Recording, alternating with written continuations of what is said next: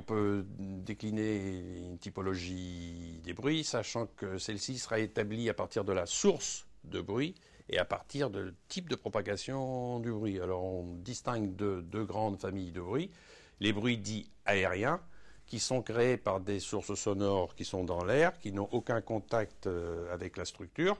Ces sources sonores émettent des ondes qu'on appelle des ondes aériennes. Alors, ce qu'il est important de remarquer, c'est que ces ondes aériennes, lorsque la source est placée dans un local, vont exciter toutes les parois simultanément.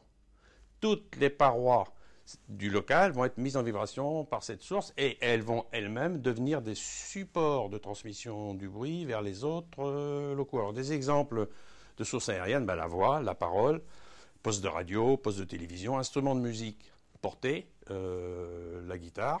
Deuxième famille de bruits, les bruits dits solidiens, qui se déclinent en deux catégories. Les bruits d'impact, qui sont générés par des sources qui ont un contact instantané avec la structure, des bruits de pas, des claquements de portes. Ce sont des bruits très perturbateurs qui sont assez mal supportés par les occupants. Et puis après, dans les solidiens, ce qu'on appelle les bruits qui ont pour origine les vibrations.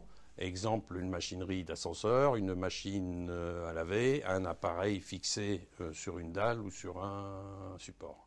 Donc voilà à peu près les différents types de bruits que l'on prend en compte, sachant que chacun de ces bruits a des caractéristiques physiques propres et des techniques de traitement particulières. On ne traite pas les bruits aériens comme on traite les bruits d'impact, on ne traite pas les bruits d'impact comme on traite les vibrations. Donc il y a la nécessité permanente d'identifier les types de bruits et les types de propagation.